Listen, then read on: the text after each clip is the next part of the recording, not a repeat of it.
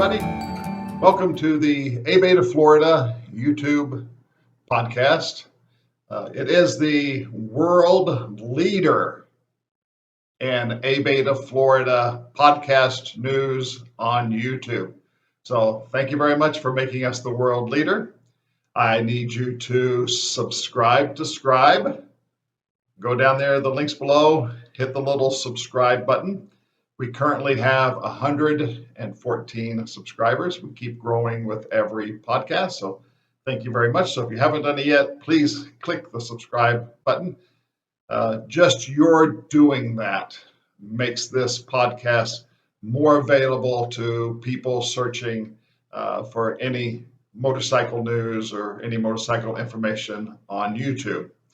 And I want to thank all of our viewers who are in other states. Yes, Doc has heard from other motorcycle organizations, motorcycle clubs, motorcycle associations who have watched this. So thank you very much for watching it from wherever you're at. I really appreciate it.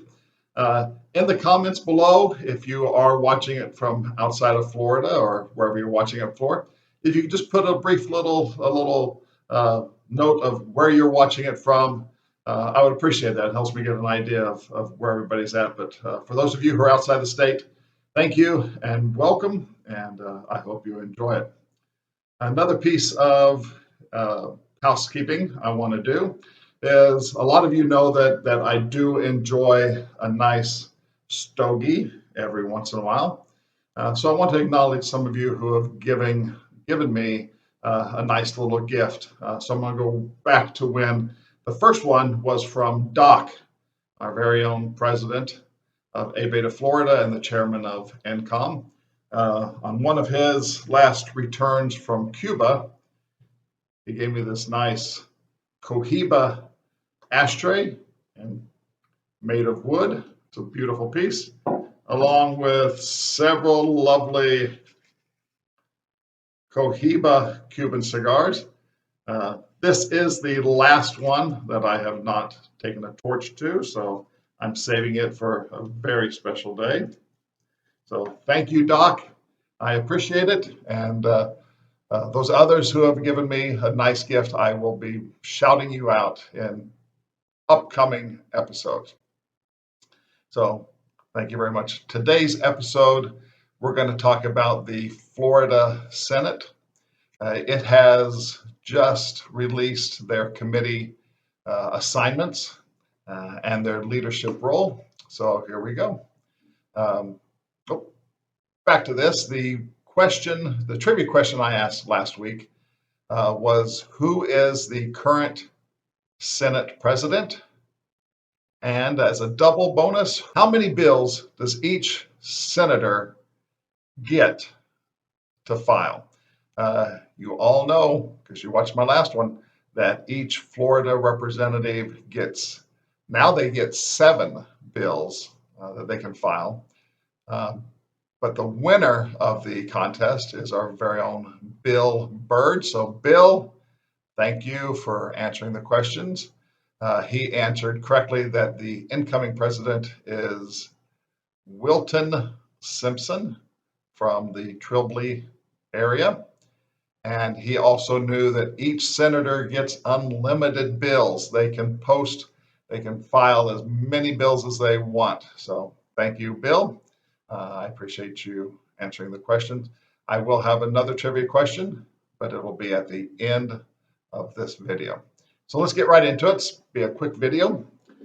We have, as I said, the president is Wilton Simpson. He has announced that his speaker pro tem will be Fernandina Beach Republican Aaron Bean, and he has chosen Melbourne area Debbie Mayfield as the majority leader. Naples Republican Kathleen Pasadomo will serve as the chairwoman of the very important Rules Committee. So those are the top lieutenants that he'll be working with. The other committee assignments have been given to Senator Danny Burgess of Zephyr Hills. He is chairing the Select Committee on Pandemic Preparedness and Response. This kind of matches the House one that we have, so it'll talk about and deal with coronavirus issues and other emergencies and pandemics. Hopefully we don't have any more of those hit the United States, but in case we do, it'll help manage that. We have the Lakeland Republican, Kelly Stargell, is the chairwoman of also the very important Appropriations Committee. That's kind of the budget. That's where all the money goes through. Senator Joe Gruters from Sarasota. He is the chair of the Education Committee. Senator Jeff Brandeis of St. Petersburg. He's the chair of the Judicial Committee. Dennis Baxley, who's a very good friend of ABATE of Florida. So if you're in the area of Ocala, please continue to support Dennis Baxley. He has supported ABATE of Florida for years, even back when he was in the Florida House. So we can't thank enough. We can't thank him enough. And we really appreciate Senator Baxley. He is the chair of the Ethics and Elections Committee.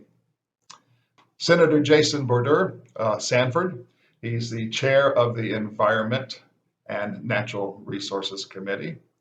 Senator Ben Albritton of Wauchula is the chairman of the Agricultural, Environment, and General Government Appropriations Subcommittee.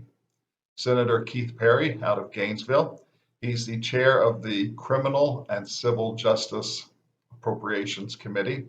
This is one committee that typically are stiffer penalties or vulnerable road users bill usually has to go through. So we will be getting in touch with Senator Perry. Those of you in the Gainesville area that if you are a constituent of Senator Perry, please call him, contact him, let him know when our bill comes through his committee to please support ABATE of Florida, and please support all motorcyclists. Remember, ABATE of Florida fights for all motorcyclists. We want everybody to get home safely, and we want justice to be served to those who hit us and kill us. So please reach out to our senators. Next, we have Senator Doug Broxson of Gulf Breeze, chair of the Education Appropriations Subcommittee. Senator Bean, Aaron Bean, who is our Speaker Pro Tem, he's also been picked to be the chair of the Health and Human Services Appropriations Subcommittee. And Senator George Gaynor, Panama City, is chair of the Transportation, Tourism, and Economic Development Appropriations Subcommittee. We have any of our motorcyclists who are up in the Panhandle, Panama City area. This is a committee that historically our bill has to go through. So please reach out to Senator Gaynor. We will need his support. Kind of going back to the pandemic, the new committees, both in the House and the Senate. We all know the effects that the COVID-19 has had on us. Personally, I have had COVID-19. In fact, the last video I did, the House, talking about the House, I was currently positive with COVID-19 in that one. Stuck at home for 10 days, so it can affect anybody. Anybody can get it, so please be very careful when you're out and about. But anyway, so we all know the damages that COVID has on us. It's affecting the legislative session so far that usually by this time after the election, they've already had some of the subcommittees meeting about the bills. There's already been bills filed, and things are moving along pretty well. But so far this year, the Florida House has not even issued their subcommittees and who's going to be in their committees. So things are a little bit slower now. I know that the Capitol is kind of closed off to non-essential people going in. It'll be interesting to see what they're going to do. Will they hold Zoom meetings? Will they have meetings with limited people coming? Will they have the public be able to go into the legislature? So at this point, our ride to the Capitol, which will be in April, is we're kind of looking to see what's going to happen with that. So I'll keep you informed of what happens to that. But this COVID's really affecting everybody and affecting the whole country and the whole state.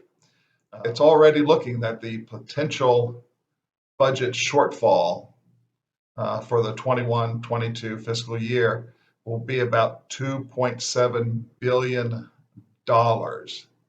and about $1.9 billion for the following budget year. So this is really going to affect a lot of bills. It's going to affect the Florida budget. So it's really an important thing that we have to get our grips on. The Florida Republicans hold a very firm control over the Senate. They hold 24 out of the 40 seats. And so we'll see what the Republicans do with that big lead in the Florida Senate. President Simpson has reached across the aisle this year and has awarded some chairs to Democrats. They are Senator Darrell Rosen of St. Petersburg. He's going to chair the Agriculture Committee. Senator Lauren Book of Plantation. She will chair the Children, Families, and Elder Affairs Committee. And Senator Jason Pizzo of North Miami Beach will chair the Criminal Justice Committee for all of our motorcyclists in the Southeast Florida, the Miami area, North Miami area. This is also has been historically a committee that our bill usually travels through. So reach out to Senator Pizzo and educate him about you wish for this bill to pass when it gets there.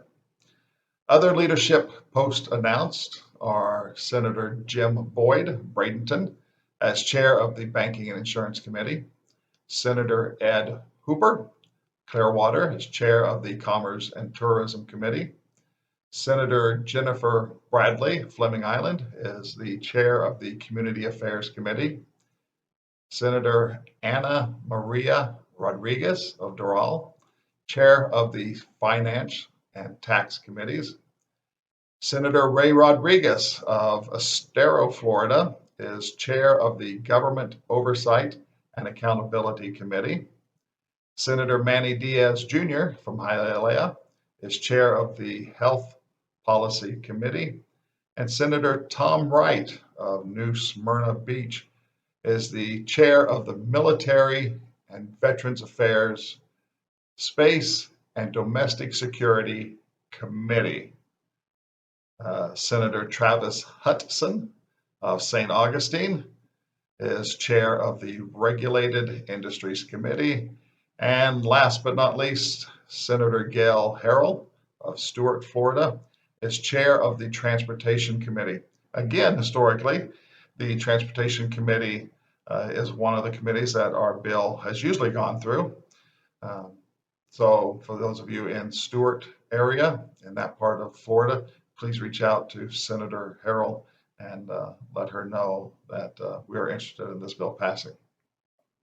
As our bill gets a number and gets a name after it's been filed, I will do a short little video on that of what our bills are in the House.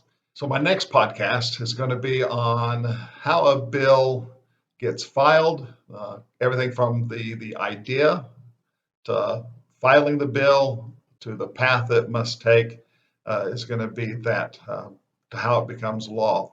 A lot of people don't know the way that an idea goes to become a law. Some people think it's a real easy way that you just, hey, that's a good idea. It should be a law. They don't realize it's a pretty long road. It's a hard road to go through. You have to have some good backing. You have to have a lot of backing from the citizens, which is what we hope ABATE of Florida and all motorcyclists in Florida will help support the Vulnerable Road Users Bill when it comes out. Every decade when they do the census, all states redraw the district lines. Every 10 years, there's a new committee, both in the House and the Senate, on redrawing district lines. It's very important. So President Simpson has not yet announced the chair of this committee. He wants to wait until we get a little bit closer to the time frame for when the bulk of the committee work in the subject area will occur. The redrawn districts will need to be in place for the 2022 elections. So for the next elections we have in 2022, we will have new districts. So that's a very important one. President Simpson also wrote in a memo to all of the senators that he expects that the chairs and vice chairs of the committees begin setting schedules to meet for the pre-session committee. That starts January 11th is when the pre-session legislative committees will start meeting. The 2021 session begins in March. So hopefully we'll find out by this next week when some of the committees will start meeting. There have been some bills introduced already. There's the usual ones on state funds and sales tax. There's one on license to carry concealed weapons and firearms. I know a push that they had recently was on getting concealed carry on university and college campuses. They're getting pushback on that, so we'll see how that goes on. And then restrictions on firearms and ammunition during emergencies. So they're looking at, this is a bill by Senator Sabatini. It repeals the provision relating to specific automatic restrictions on firearms and ammunition during certain declared emergencies. So looking at getting that changed to when there is a hurricane, you can take your weapon. If you don't have a concealed carry, can you still legally carry your weapons with you in a time of emergency? So we'll follow that one. We'll let you know how that one goes. But right now, that's about all the news I have from the Florida Senate. Like I said, the House have not issued their committee people as far as their subcommittees, so I'll let you know when that comes. The trivia question for this podcast is going to be one that anybody who's ever heard me speak before, when I talk about visiting our legislators, should get really easily. So leave down in the comments. Do not, again, email me, text me, call me. It has to be in the comment section of our YouTube page. That way everybody can see when the correct answer was given, by who, because it's time-stamped, and we'll be able to tell that. So the question is, who do I say repeatedly over and over and over again? Who is our best friend when we are talking to the legislators and their office? Who do I say over and over is our best friend? Treat them nice, treat them well. They will treat us nice and treat them well. So please leave that down below. And again, reminder, subscribe to Scribe, hit the like button. That really helps. And if you are from out of state, I doubt we have anybody from out of country, but if you're not from Florida, or if you're not an ABATE of Florida member, please post a little something down there. Just a little quick little thing, tell me where you're at, and that if you're not an ABATE member, just so I know how big of a reach we're getting. I will not share your name unless you tell me I can. I will share your location, but I will not share any personal information about you. So please just put that information on there, and I appreciate it. So again, thank you all for watching, and I will talk to you later. Bye.